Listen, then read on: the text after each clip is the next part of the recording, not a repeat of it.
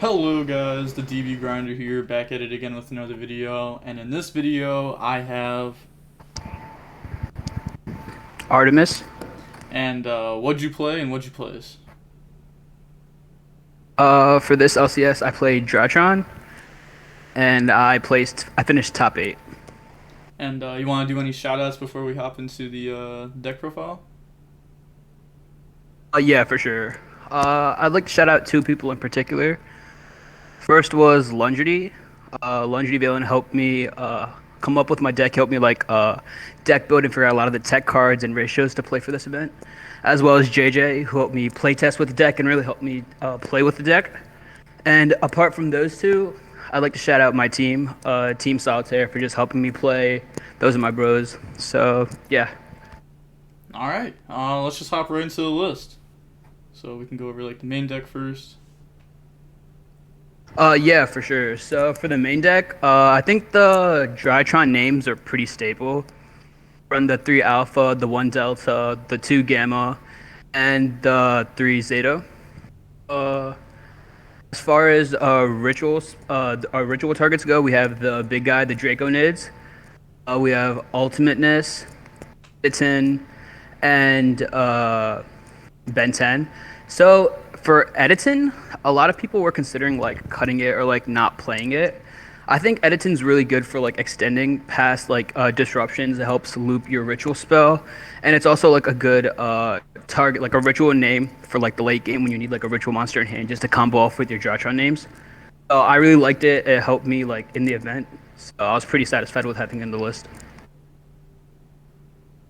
So continuing, we have 2 Eva. 2 Eva's pretty standard for combo. You dump 1 with Beatrice on your turn and then dump 1 with Beatrice on your opponent's turn. So I like those ratios. Another thing was the 2 Orange Light. A lot of people are on 3 Orange Lights. I really think like throughout testing that 2 was enough for me. Like throughout combo, you're only gonna you end up with 2 Orange Lights in hand anyway. So I think the 3rd Orange Light was like kind of redundant, and I really I didn't want to like push my deck to 42. So I think 2 was fine there. And then 3 Diviner. Diviner is just the best normal summon in the deck. It's cracked. You can add any of your ritual monsters, ritual spells by dumping Arclight. So it's just a really good card to play for sure. And you play the 1 called by because you're playing combo and you don't like hand traps.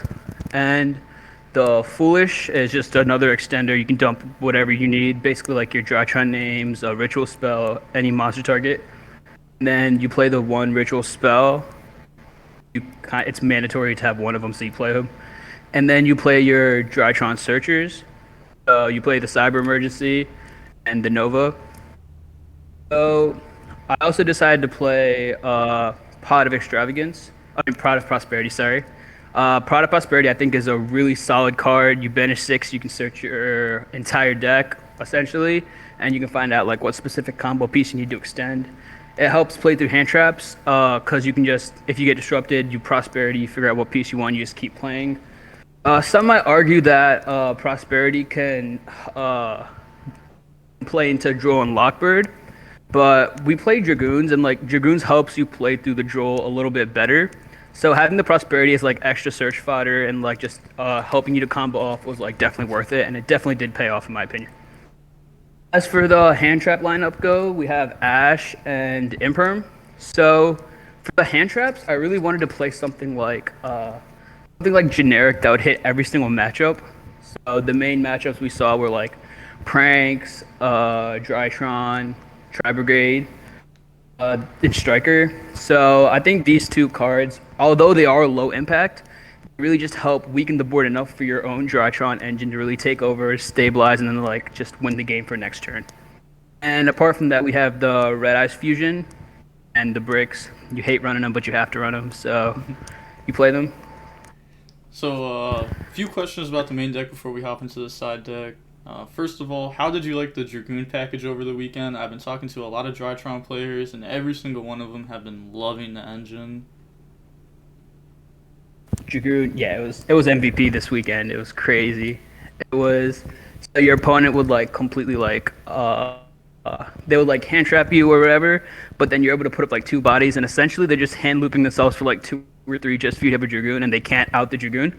So next turn you just bring everything back, and you would like OTK, or like you'd put them in a position where they just can't win. So Dragoon was insane. Yeah, and another point of interest is like Dragoon is like. Alright, keep going. My bad. No, you're good. The Dragoon is like essentially an FTK versus like Striker. So, like that was like really good to have, and just seeing Dragoon was like nice.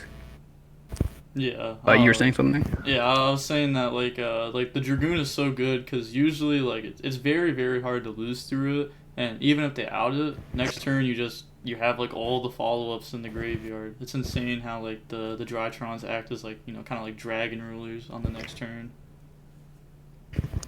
Exactly. They all just come right back. So it's crazy just having that Dragoon to interfere for that one turn, and then yeah. So I think that's why like Dragoon adds that much value to the deck. Yeah. Another question I have is, why did you only play one ritual spell? Did you feel like you ever needed the second one? Okay, so in my pure deck, I actually do play 2. I think 2 does come up sometimes, but it's like you play 2 in the pure one, but like it's at the cost of like, or like in the Dragoon one, you're playing the 3 bricks anyway, right? There wasn't really much space for me to play a second ritual spell or like have anything else, just because your deck is already so tight that you want to be playing like essentially like a minimal version of like Drytron, I guess. So like that would mean like playing just one ritual spell. All right, just like 2 more questions. So, also, why did you not include the Drytron field spell on your list? The Drytron field spell, we were happy with the number of Drytron names we had. I think it was 15, 16 names, including the Foolish Burial. And we're just happy, like, I think we consistently got to combo with those amount of names, and, like, we just didn't have a need for the field spell. That's fair. That's fair. And for the final question about the main deck, why were you only playing 2 Gamma? We've seen a lot of people start moving to 3 Gamma, just because, like, through hand traps, Gamma is like a 1-card Mu Beta, or like a 1-card Anaconda. Once again, it came down to like the ratios of how many Drytrons I wanted to fit in. I wanted to max out on my searchers, so Emergency and Nova, I'm gonna max that on play 3 of each, just because it gives you access to every other name. Play the one Delta, because it's another name for you to play. So with that being said, we wanted to keep it to 15, 16 Drytron names, so we had space for 2 Gamma, so we ran the 2 Gamma. Fair enough. So, moving on to the side deck. So for the side deck, we played triple Lancio. So Lancio, we expected a lot of Tri-Brigade and Virtual World for this matchup. Based off of like previous events and just like metadata, we just saw that like Virtual World was picking up in popularity. So Lancio was definitely a card. It was like one of those blowout cards that you play versus like either of those matchups, and they can't really do too much. So that was our reasoning for playing Lancio. And then we have another thing about Lancio is that it's searchable in the deck, which is crazy. I remember I looped Ben 10 like twice, and I got like 2 Lancios, and the Tri-Brigade player literally couldn't play for 2 turns. It was crazy. And then it's crazy. And the next side deck card is Droll and Lockbird. This build, I feel like, is already a little susceptible to the mirror. Like if you lose to the mirror, you're not really seeing like too many cards that are gonna help you win the game. So just having a blowout card like Droll and Lockbird really helps to play versus the mirror for sure. And after that, we played Bell. So Bell has 2 purposes in this list. Firstly is the fact that Bell is it's just a hand trap versus like certain matchups such as Striker. It's also decent versus Prank Kids. But the other reason we wanted to play Bell is because we saw that Cycle Reader and Crow were popular this format. But with a lot of people playing those, Ghost Bell actually acts as like almost like a called by type card, where like if they try to activate that, you can just negate it and keep playing with your turn.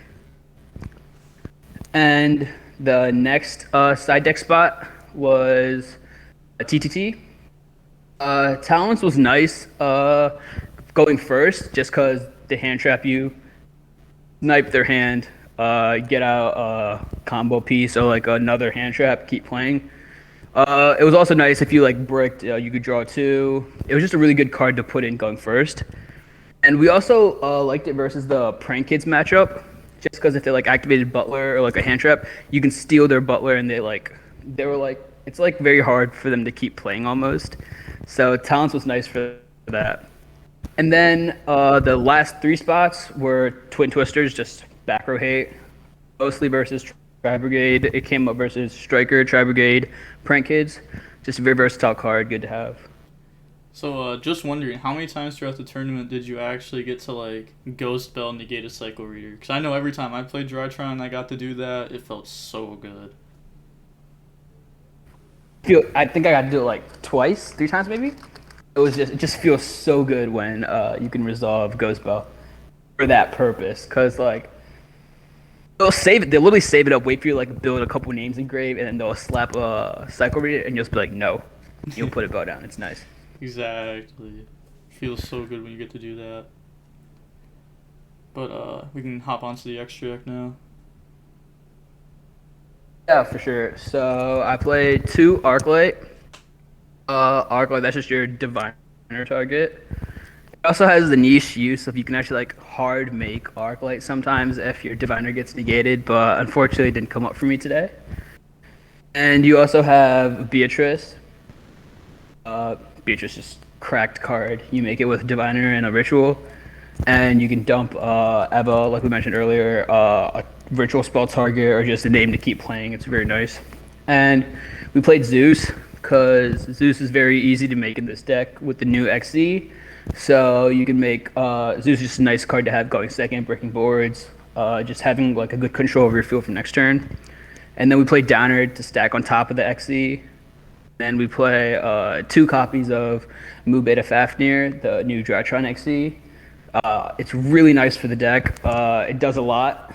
It dumps a name. It acts as a Foolish Burial for a name. It helps you combo, and it can be used as Zeus, like Zeus fodder.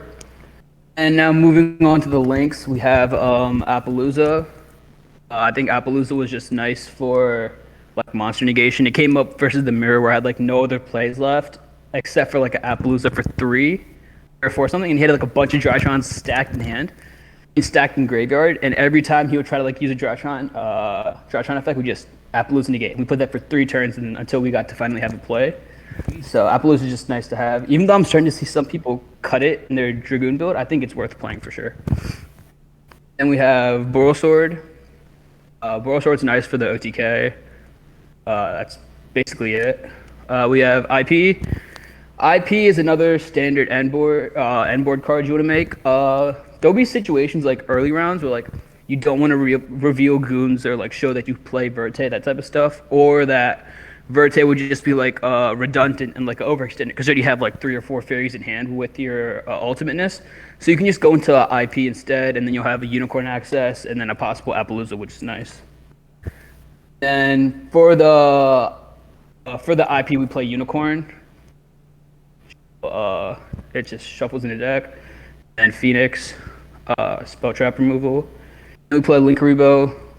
Just gets rid of your Nova, like puts your Nova monster in grave, extra body, and you just keep playing. It's nice. And then we play the mandatory Verte and Dragoon. So, just curious about the extra deck. Why don't you play the Elder Entis? So that was something that we were talking about like when we designed our deck. So one of the things that came up for Elder Entity Entis was like how useful would it be?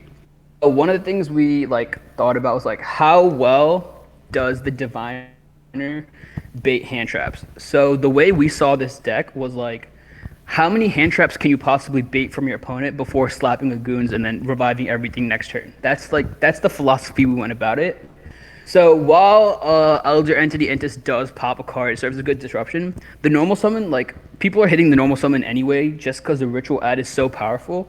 So like as long as the Diviner did bait something and it did its job, we could continue playing. So we really didn't see too much use of running the Elder Entity Entis. And we just saw like other flex spots such as the Downer Magician or the second XD was just like more valuable for us in disrupting our opponent's board. So that was like our reasoning for cutting it. Yeah, that's fair enough. I actually talked to a Drytron player right before this deck profile, and they were playing Elder and access code over these link 4s. Did you ever like miss access code throughout the tournament, or did you just like prefer sword? I didn't. looking back, there might have been a couple situations, but like, I think anytime we had access, like there was a need for access, we won anyway through like Zeus or like just like Dragoon pops. So like, I don't really think access came up anyway. But Boral Sword was just nicer for the OTK and just finishing the game there and then. So I definitely prefer Sword over access. Yeah, that's fair enough. I saw a lot of people going for like sword OTKs over boards this weekend. It just feels so good when you get to like end the game Right. instead of like waiting another turn. Exactly. Yeah, do you have anything else you want to say before we hop off? No, I just thought that a lot of people thought that like Drytron, like people were like too prepared for Drytron and like really like had like a lot of like their side decks and main decks ready for Drytron. I just think like the Dragoon build plays very differently from the pure build and like people weren't expecting it. So yeah, huge shout outs to my friends and I that came up with this deck list. It was dope and I had a fun time playing in the LCS. Well, thank you for the deck profile and doing this interview with me. And with all that being said, the DB Grinder signing off. Peace. Have a nice day.